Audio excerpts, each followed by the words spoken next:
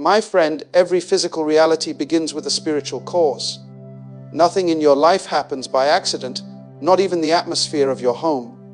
The house you live in is not just bricks, wood, and paint. It is a spiritual gate. Your home is a dwelling place for more than furniture. It holds the fragrance of the Spirit that rules it.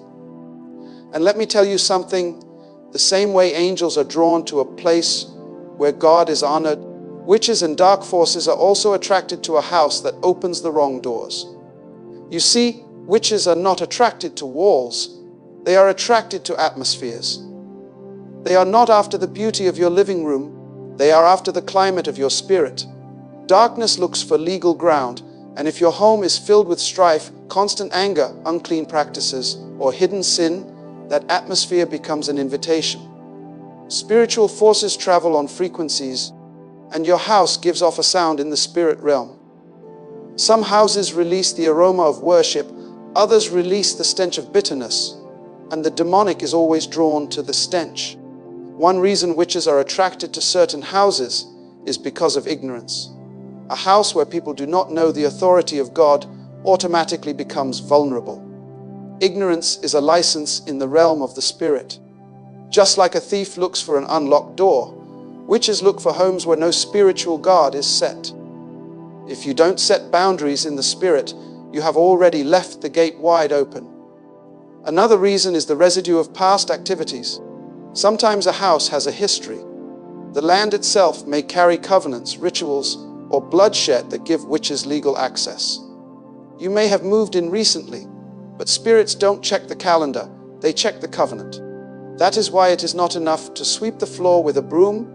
You must also cleanse the atmosphere with prayer and declaration. Witches are also drawn to houses filled with constant negativity. When complaining, gossiping, and cursing dominate a home, the spiritual climate becomes toxic. You may think it's just words, but in the spirit realm, words are seeds that create environments. Darkness thrives in bitterness, but cannot breathe in thanksgiving. That is why some people notice that when they pray and worship in their homes, evil presences begin to lift. Worship changes the frequency of the air. Another attraction is unguarded items. Be careful what you bring into your house. Certain symbols, charms, or even objects given with hidden intentions can serve as a point of contact for witchcraft. Witches look for anchors, something to tie their influence to. What you call decoration, they call a portal. You may not know the history of that item, but in the spiritual realm, objects carry energy. That's why you must be discerning, because not everything beautiful is harmless. And finally, witches are drawn to houses that lack prayer. Prayer is a covering. A home without prayer is like a city without walls. Every night, powers of darkness move around seeking a resting place. They scan for where there is no resistance. A house where no one prays, no one declares the word, no one lifts up praise, becomes a place with no spiritual lock. And trust me, the enemy always enters through the weakest gate. Your house must not just be a shelter for your body, it must be a sanctuary for your spirit. The presence of God in your home repels darkness the same way light repels shadows. When your house becomes a place of honor, gratitude, and prayer, it becomes too hot for witches to stay. They may come near, but they cannot enter. They may try to observe, but they cannot settle. Because every house gives off a sound, and the sound of your house should declare this place belongs to the Lord. Let me open this up more, because many people don't realize that the spiritual world is not random. Everything is governed by laws, and witches understand those laws better than most believers do. That is why they take advantage of people who are careless with their atmosphere. Think about this, every house has an altar, whether visible or invisible. An altar is simply the highest influence in that space. If the highest influence in your home is television, then that screen becomes your altar. If the highest influence is money, then greed becomes your altar. But if the highest influence is prayer and the presence of God, then that altar speaks louder than every other spirit. Witches are attracted to houses where ungodly altars dominate, because altars are open doors to spiritual traffic. Another reason witches are attracted to your house is because of the cycle of unbroken patterns. If your family has a history of certain struggles, divorce, sickness, addiction, premature death, then that cycle can turn your house into a target. Spirits travel through patterns the way electricity travels through wires. If nobody in your family rises up to break the chain, the enemy will keep returning to the same door.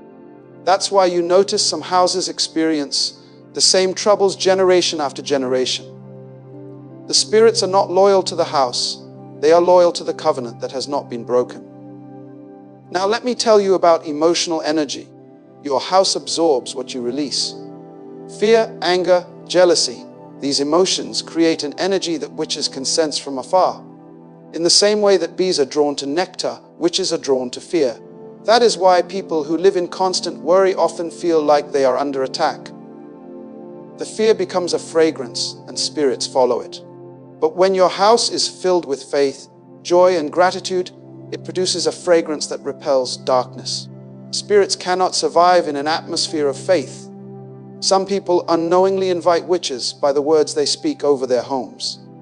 When you keep saying, "This house is cursed, nothing good ever happens here," "I feel like something is always wrong here," those declarations turn into agreements. And in the spiritual world, agreements are contracts. Witches thrive on agreements because your words give them permission to build on what you declared. Life and death are in the power of the tongue, and every word you speak over your house either strengthens the light or empowers the darkness. There is also something about neglect. A house that is neglected in the physical often reflects neglect in the spiritual. If you leave the gates of your yard broken, the windows shattered, the rooms in disorder, you are giving a physical reflection of what is happening spiritually. And witches are very observant. They know that disorder in the natural is usually evidence of disorder in the spirit. They are drawn to places where chaos rules because chaos is the language of darkness. And pay attention, witches are attracted to silence in the wrong sense. I don't mean peace, I mean silence where there should be authority. When a home is silent in prayer, silent in declaration, silent in worship, it becomes easy prey. Spirits search for silence so they can speak. If the voice of truth is not present, the voice of deception will quickly fill the room. That is why even in the middle of the night, a whispered prayer shifts the climate. A house with no voice of truth is like a battlefield with no soldier on guard. There is also the matter of spiritual residue that clings to objects and spaces. Many people don't realize that when you bring something into your house, you are not just carrying material, you are also carrying the history of that item. Objects can carry the imprint of their former owners, the rituals performed over them, or even the intentions of the one who gave them to you. That's why witches use objects as carriers. A gifted ornament, a strange piece of jewelry, even certain pictures, these can be doorways. What looks harmless on your table may be a key in the hands of the enemy. This is why discernment is critical, because not everything you call decoration is decoration in the spiritual world. Another factor is the absence of light. Darkness always seeks places that are spiritually dim. When a house is spiritually cold, when no scripture is read, no worship is lifted, and no truth is declared, it becomes like a cave for dark spirits. Witches are drawn to that vacuum. They look for stillness, but not the stillness of peace, the stillness of emptiness. And wherever there is emptiness, something will fill it. If the word and the presence of God do not fill a house, then darkness has the legal right to occupy the void. Sometimes witches are attracted because of generational covenants tied to the land itself. You can change the furniture, repaint the walls, even rebuild the house, but if blood was spilled on that ground, if sacrifices were made in that territory, the covenant tied to that soil still speaks. Spiritual covenants are louder than renovations. This is why when you move into a place, you must spiritually establish your authority. You are not just renting or buying property, you are stepping into a spiritual history that must be redeemed. Let me tell you something deeper. Witches are attracted to unguarded dreams. A house where no one pays attention to dreams, visions, or night encounters becomes a feeding ground for spiritual traffic. Dreams are not entertainment, they are communication. When you dismiss every dream as just imagination, you are closing your eyes to the alarm system of the spirit. Witches know this and they exploit it. They release arrows in the night because they know many are asleep physically and asleep spiritually. If you rise and counter what you see, you shut the door. But if you ignore it, you have silently agreed to let them stay. Another reason witches are drawn to certain homes is because of hidden practices within the household. Sometimes, without even realizing, family members engage in things that serve as spiritual invitations. Horoscopes, divination games, seances, or even songs and movies that glorify darkness. You may think it is innocent fun, but the spirit world does not operate by your intention, it operates by alignment. Whatever you align with in practice, you invite in presence. Witches are attracted because such alignments make their work easier. They don't have to force their way in because someone already opened the gate willingly. And do not underestimate the power of unrepented sin in a house. Sin creates legal ground. Guilt, shame, addiction. These are cracks in the wall that witches exploit. A house where sin is hidden becomes a playground for spiritual oppression. The enemy thrives in secrecy, and witches are attracted to that secrecy because it is the perfect soil for their operations. But a house where truth is embraced, where sin is confessed and dealt with, becomes a place too clean for them to dwell. Even the way people treat one another in the home creates either attraction or resistance. Where there is constant abuse, dishonor, and hatred, the house becomes heavy. The energy of violence invites violent spirits. Witches are drawn to that chaos because they know where there is no love, there is no covering. But in a house where kindness and honor are practiced, even if it is small, that unity builds a shield. There is also the issue of portals created through entertainment. What many people do not realize is that sound and imagery are spiritual gates. When you allow certain music, certain films, and certain messages to flood your home, you are not just filling the air with noise. You are creating an entry point. Witches know the power of sound. They understand that every rhythm, every chant, every lyric has a spiritual frequency. When a house is constantly vibrating with sounds of lust, violence, or rebellion, that atmosphere becomes familiar ground for dark spirits. They are attracted to the sound because the sound is their language. Another reason witches are drawn to some homes is because of what happens at night. The midnight hour is not just a time on the clock, it is a spiritual battlefield. From midnight until about 3 in the morning, the spiritual realm is most active. That is when covens gather. That is when sacrifices are made. That is when arrows are released.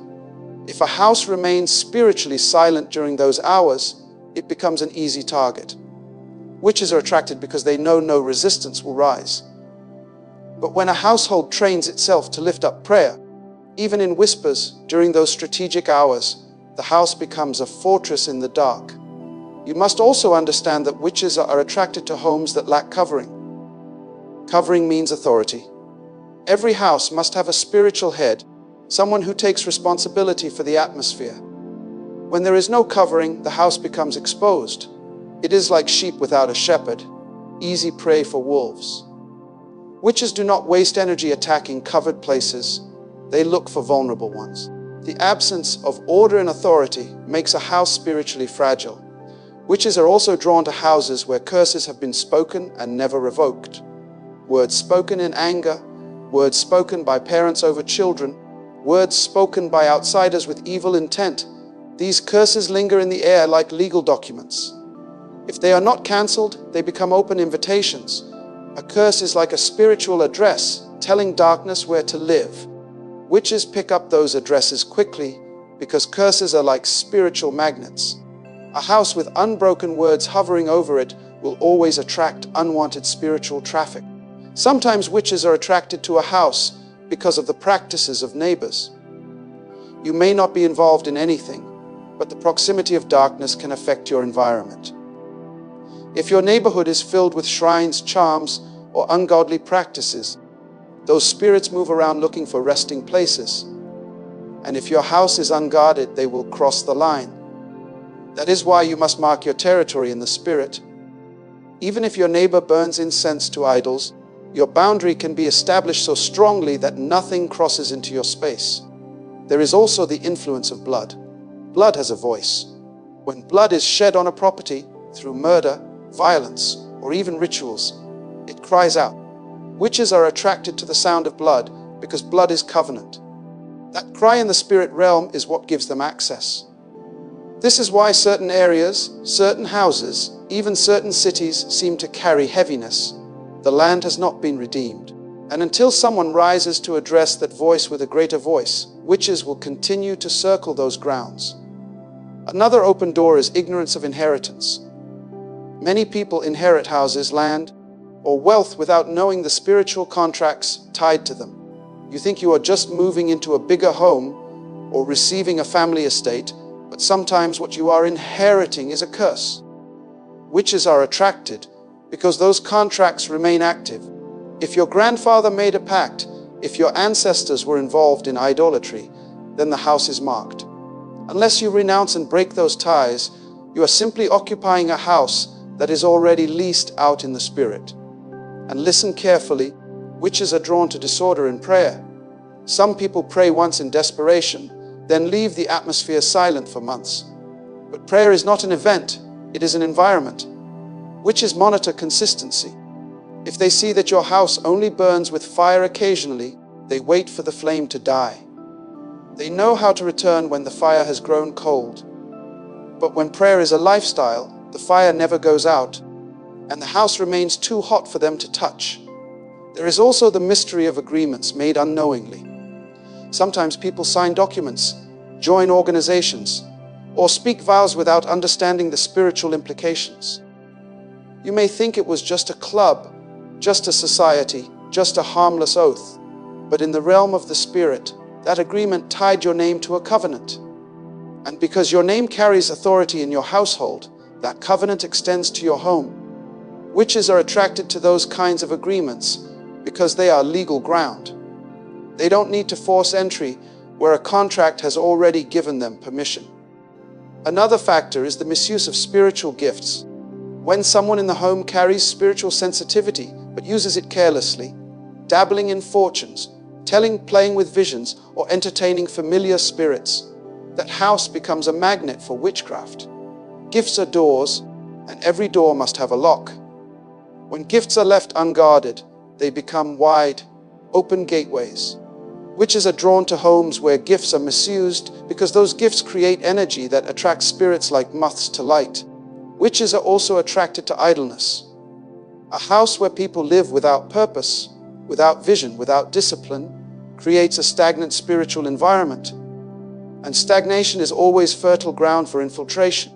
When there is no pursuit of growth, no pursuit of light, no pursuit of destiny, the atmosphere becomes heavy with delay. Witches feed on delay because delay weakens faith. They know that if they can keep a house spiritually idle, over time that idleness will break the will of its inhabitants. You must also understand the power of what is spoken over children. Children are spiritual gateways in a home. When children are constantly cursed, insulted, or neglected, the house begins to absorb that energy. Witches are attracted because they know children carry fresh destinies, unformed but powerful. If they can plant seeds in a child early, they gain long-term access to the household. That's why words of blessing, encouragement, and guidance are not just good parenting. They are spiritual weapons that guard the atmosphere of your home. Sometimes witches are attracted to a house because of unguarded relationships.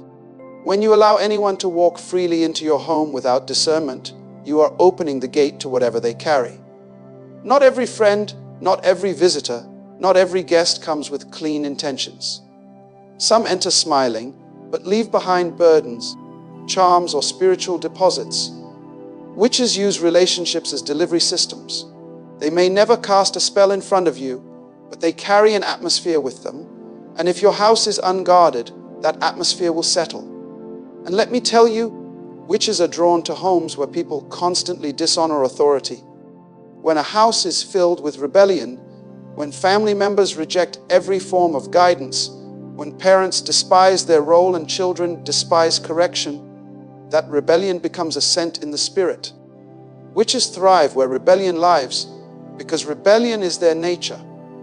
They are attracted to houses that reflect their own disorder.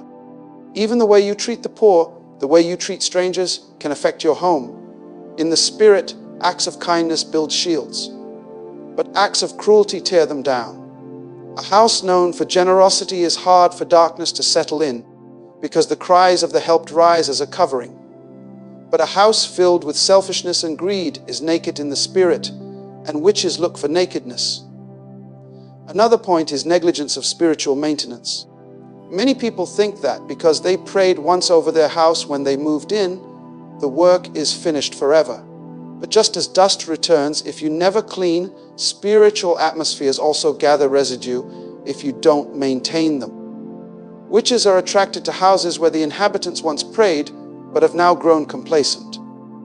They wait for consistency to weaken, then they enter silently. There is also the reality of spiritual surveillance. Witches often observe before they attack. They study a house, watching the patterns of its people. They note the hours when the home is silent, the times when anger erupts, the moments when fear dominates. They are like predators circling prey, waiting for weakness. A house that is spiritually careless reveals itself to them without even knowing. When you live without guarding your routines, without setting rhythms of prayer and watchfulness, you create predictable windows for the enemy. Witches are attracted to patterns of weakness the same way a thief is attracted to unlocked doors. Another reason they are drawn is because of words spoken in jest. Many people make careless jokes about death, sickness, curses, or poverty, not realizing the spiritual weight of words. The atmosphere does not differentiate between what you meant seriously and what you said casually. It only responds to what was spoken. Witches seize those careless words and use them as raw material for their operations. A home where people constantly joke about destruction, failure, or despair unknowingly creates the blueprint for darkness to enter. There is also the danger of cultural rituals passed down through tradition. Some households still hold on to practices inherited from ancestors, festivals, rituals, charms, without understanding their origins. These customs may look harmless, even cultural, but in the realm of the spirit, they are binding contracts. Witches are drawn to such homes because they recognize their own symbols in those traditions. A dance that looks innocent to you may be a sacrifice to them. A gesture that looks festive to you may be an invitation in their world. Witches are also attracted to broken leadership in the home, where there is no unity between husband and wife, where parents are absent or irresponsible. The atmosphere fractures, and where there is fracture, spirits settle. Witches know that a divided house cannot stand, so they are drawn to amplify that division. They enter to fuel more anger, more misunderstanding, more separation, until the family itself becomes the battlefield. Consider also the impact of unguarded technology. Phones, televisions, computers, these are not neutral. They are portals, and what you allow through them flows into your house. When a home is filled with uncontrolled screens, with constant exposure to perversion, violence, or occult themes, that home becomes a breeding ground for the same spirits behind that content. Witches are drawn not to the device, but to the energy released through it. And once that energy fills the home, it lingers like a scent in the walls. Another reason witches are attracted is because of silence in worship. Worship is not just for the church, it is for the home. When worship rises in a house, the atmosphere shifts and becomes hostile to darkness. But when the house is devoid of worship, when only complaints and arguments fill the air, it becomes easy territory. Witches seek places where no song of light is sung, because silence in worship leaves the airspace unclaimed. Even the way you manage conflict in your home can be an open or closed door. Some families never resolve issues. They bury them under silence or drown them in constant shouting. That unresolved tension does not disappear, it lingers in the air like smoke. Witches are drawn to that smoke because it signals bitterness, and bitterness is fertile soil for spiritual intrusion. A house where forgiveness is absent will always attract spiritual interference. And there is the influence of personal altars. Every individual in a house carries their own altar, their own devotion, their own secret life. If one person in the household secretly entertains witchcraft, pornography, or occult practices, it becomes a gateway for the entire home. Witches are drawn to that hidden altar because it gives them legal entry. You may pray in one room, but if another room harbors darkness, the house becomes divided, and division always weakens protection. There is also the subtle attraction of envy. When people close to you, even relatives or friends, carry jealousy in their hearts toward your success, that energy can attach itself to your home. Witches operate through envy because envy opens the door for curses and evil wishes. A house that becomes the target of constant envy must be shielded because jealousy in the spirit is like a beacon that calls for attack. Witches are drawn to that signal because it gives them legal reason to amplify what is already being spoken in secret. Another area often overlooked is the power of what is displayed on the walls. Pictures, art, symbols, these things speak.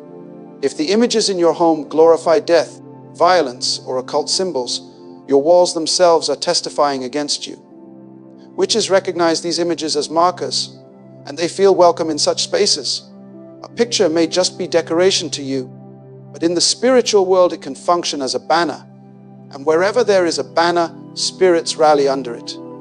Witches are also attracted to homes where gratitude is absent. Ingratitude shifts the atmosphere from abundance to lack. A house filled with complaining and murmuring is spiritually dry, because nothing repels the presence of light like a spirit of entitlement. Witches are drawn to dryness because dryness is easy to inhabit. They cannot breathe in the air of thanksgiving, but they thrive in the air of discontent. When a family no longer counts blessings, they unknowingly trade protection for vulnerability.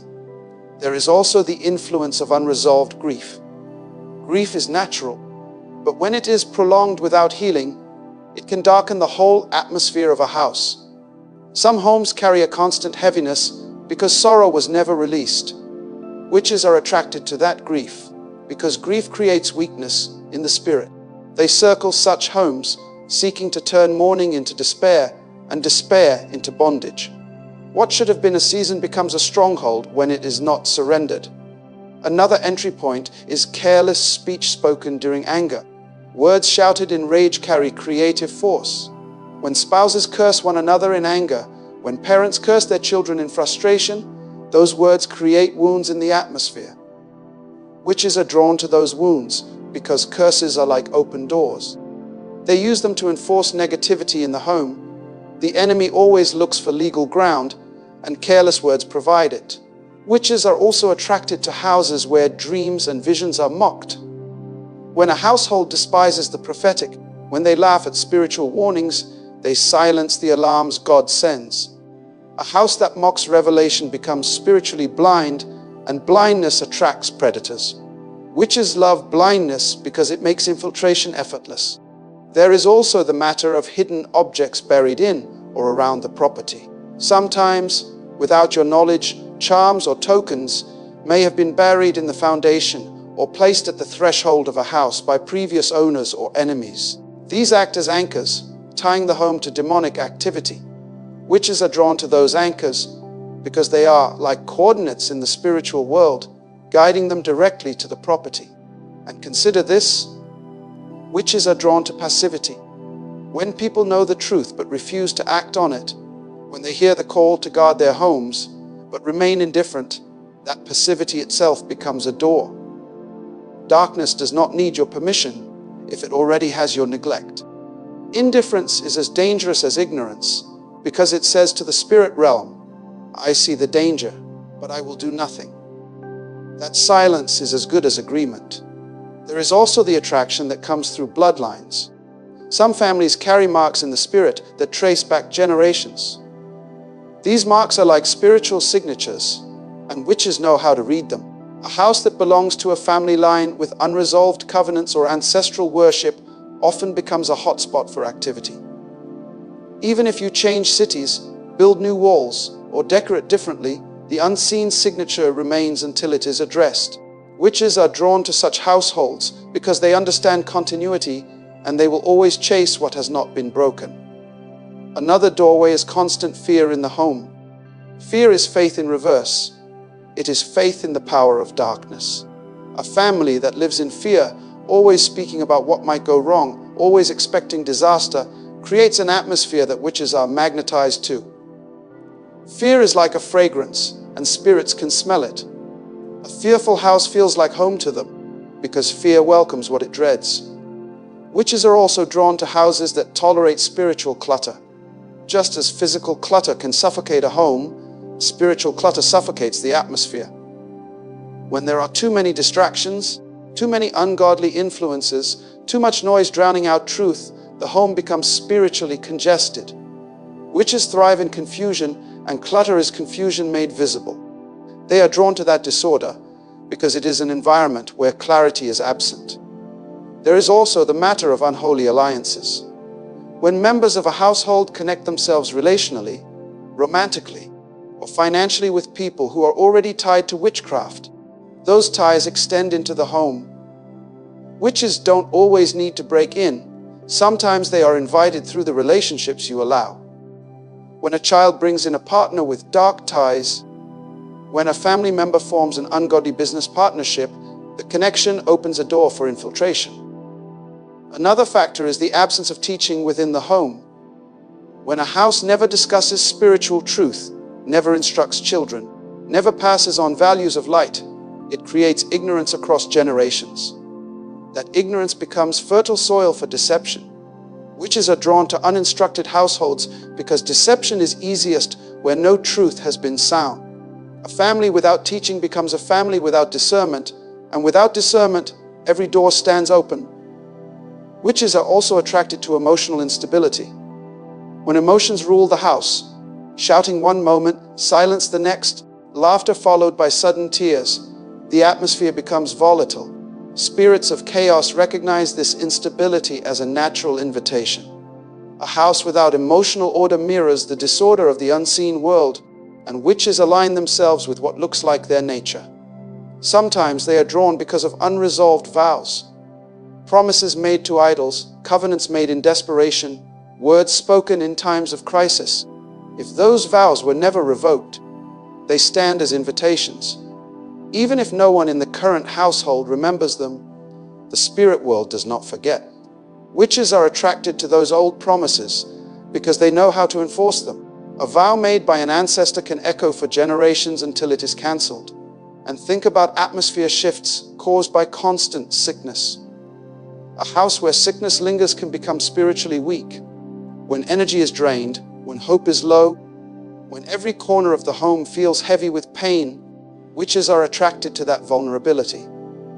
They move toward weakness the way vultures circle around the dying. If the sickness is tied to a spiritual root, the atmosphere itself becomes a signal in the unseen realm. There is also attraction through neglect of blessing.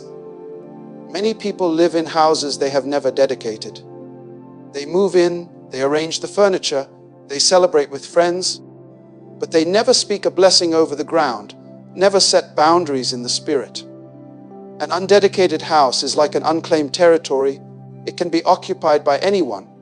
Witches are drawn to unclaimed places because ownership has not been declared. There is also the attraction of hidden jealousy inside the household itself.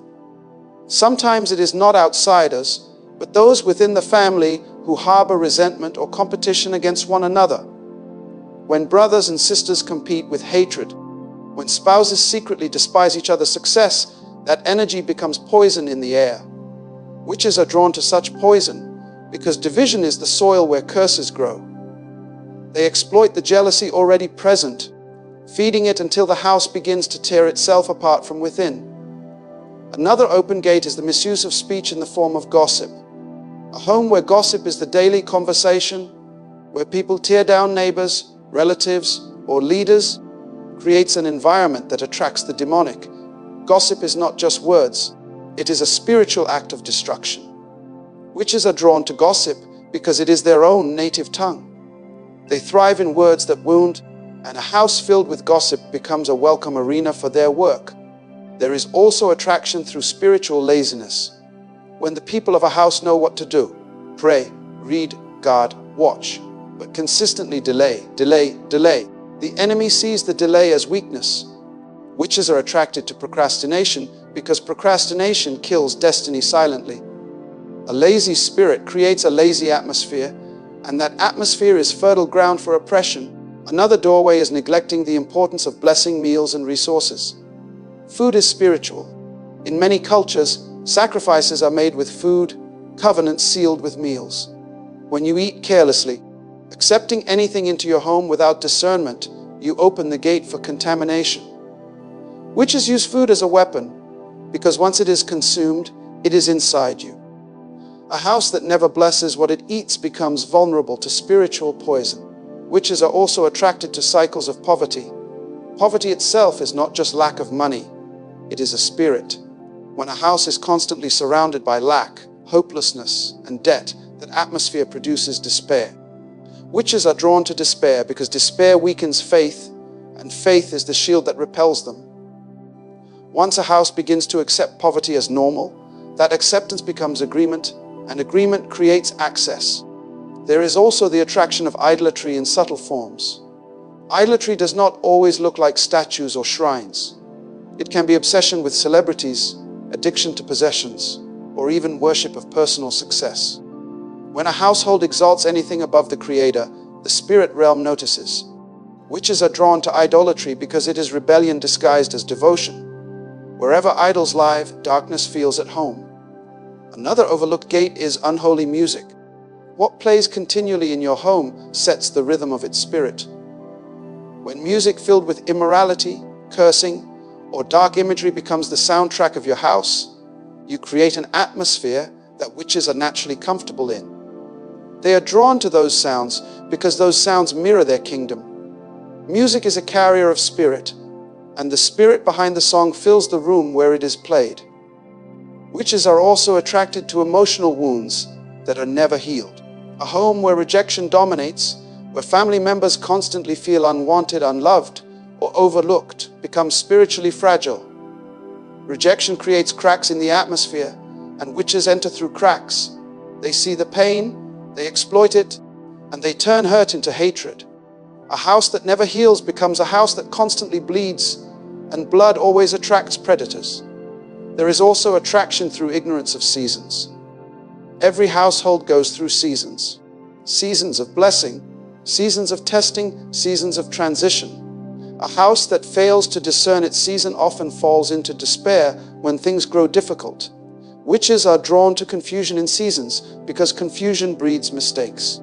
They take advantage of houses that panic when seasons shift, because panic opens doors that patience would have kept shut. My friend, the truth is clear: witches are not after your walls, your furniture, or your address. They are after the atmosphere that rules your house. Every house speaks in the spirit realm. It either declares ownership by darkness, or it proclaims the presence of light. And here is the unshakable reality: darkness cannot settle where light is established. You do not need to fear who circles your home if you establish who rules within your home. Make your house a sanctuary. Fill your rooms with prayer. Let worship be the fragrance. Let unity be the language, and let truth be the foundation. When your house becomes too hot for the enemy, witches may come near, but they cannot stay.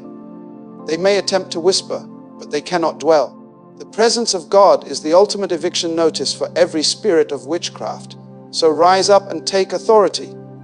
Dedicate your space, guard your atmosphere, cleanse your home with truth, and refuse to give darkness even a corner. Because a house that belongs to God is not just protected, it becomes a beacon of light in a world full of shadows. And when your home radiates that light, every force of darkness will know this house is off limits. This family is untouchable, and this ground is already occupied by the kingdom of God.